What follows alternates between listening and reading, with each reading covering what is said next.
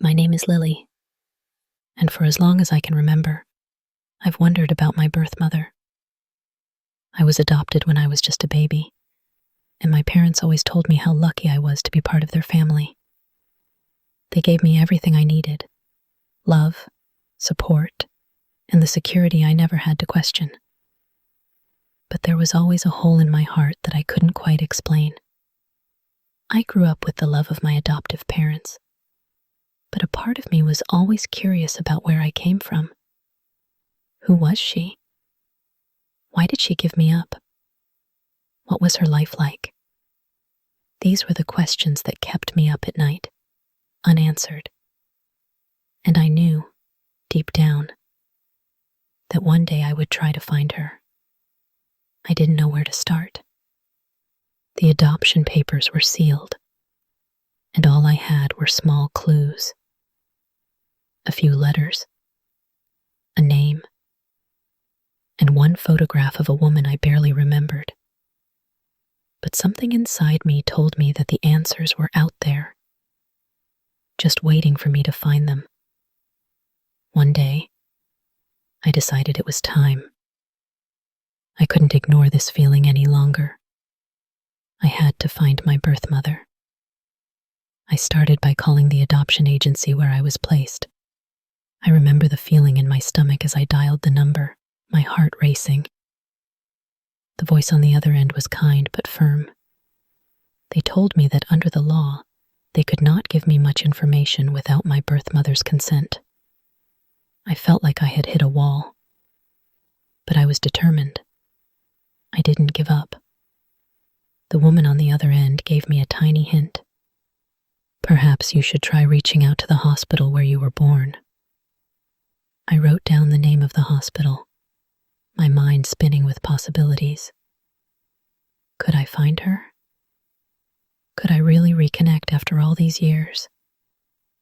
The next morning, I gathered all my courage and called the hospital. I explained my situation, how I was adopted, and that I wanted to know if they had any records. They were kind enough to look into it for me, but once again, there was a complication. The records were sealed. I wasn't ready to give up just yet. I knew there had to be something, some small detail that could give me a clue. So, I visited the hospital in person. It was a long shot, but I had nothing to lose. The receptionist listened patiently as I explained my story. After a few minutes, she smiled gently and said, "Let me check with our records department." It felt like an eternity before she returned. "I'm sorry," she said, "but we do have a record of your birth. Your mother's name is listed here. I'm not supposed to give this to you, but I think we can make an exception. Would you like to meet her?" My heart nearly stopped. Was this really happening? Was I about to meet the woman who had brought me into this world? A few weeks later, I received a letter in the mail with an address and a note saying, "I've been waiting for you." I remember the day I drove to her house. My hands were shaking on the steering wheel, and my mind raced with 1,000 questions. What would she look like? Would she recognize me? Would she even want to see me? When I arrived, I stood in front of the house for a long time, taking deep breaths. Then, I knocked on the door. A woman in her mid-40s opened the door. She had deep brown eyes and dark hair, a woman who looked both familiar and unfamiliar at the same time. "Lily?" she asked softly, her voice trembling. I nodded, my throat tight with emotion. "Mom?" Tears welled up in both of our eyes. She stepped forward and pulled me into an embrace. For a moment, it felt like nothing in the world mattered except the two of us, reunited after so many years apart. "I'm so sorry, Lily," she whispered. I never wanted to leave you. I was young and scared.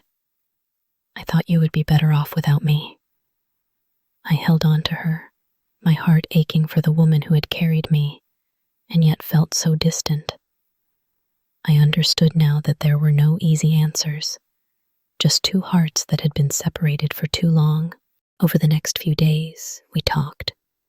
We shared everything, our stories, our lives, our pain, and our joy. My birth mother, whose name was Sarah, told me about the reasons behind her decision to give me up for adoption. She had been in an abusive relationship and was struggling to survive. When she found out she was pregnant with me, she felt like she was too broken to raise a child. I thought you deserved more, she said. I didn't want you to grow up in a home filled with violence and fear. So I made the hardest decision of my life and gave you up for adoption. I hoped you would find a family that could give you the life I couldn't. Her words cut through me, and I couldn't help but cry. I had always wondered why she had given me up, but I had never imagined that she had done it out of love. Love for me, even though we had never met. She wanted the best for me, even if it meant she couldn't be a part of my life. I wanted to keep you so badly, Sarah whispered, her voice trembling. But I couldn't. I was so scared of bringing you into a world that wasn't safe. I could feel the weight of her pain, the guilt that had carried with her all these years. She wasn't just my birth mother. She was a woman who had made an impossible choice for the sake of a child she could barely hold. I knew that this moment, this conversation, was as healing for her as it was for me. We didn't need to say much more. The silence between us spoke volumes, filled with understanding and empathy. In those quiet moments, we forged a bond that could never be broken. It wasn't about anger or resentment. It was about understanding, forgiveness, and the hope that we could build a future together. This was just the beginning of a new chapter, and both of us were ready to start writing it together. Reconnecting with my birth mother wasn't easy. There were so many emotions to navigate: grief, love, anger, and confusion. But over time, I realized that this reunion wasn't just about me finding her.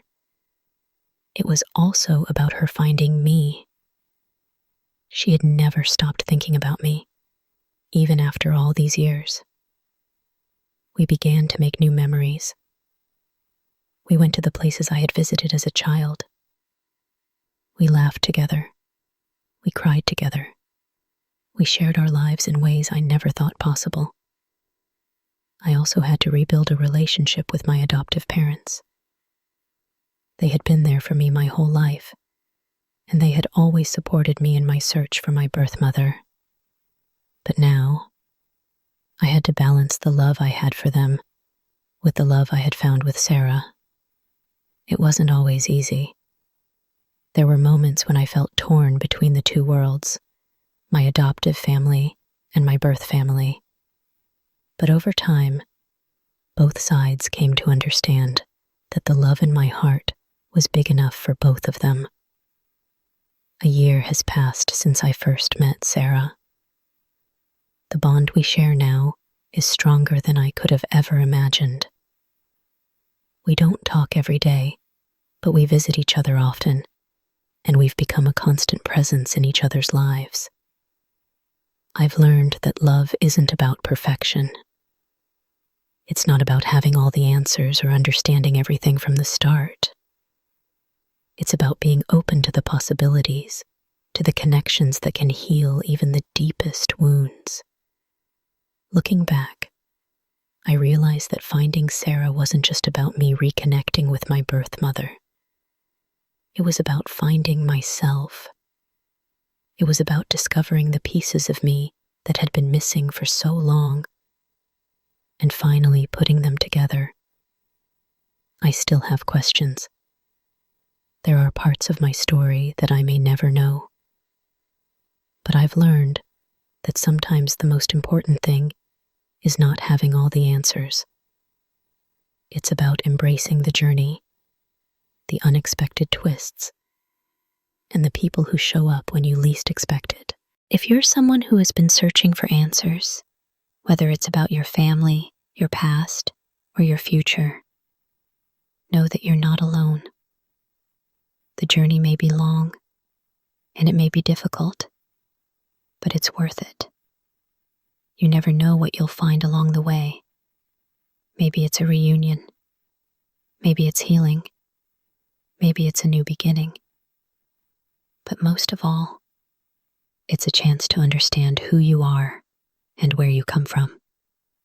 And that, I've learned, is one of the most beautiful things life can give us.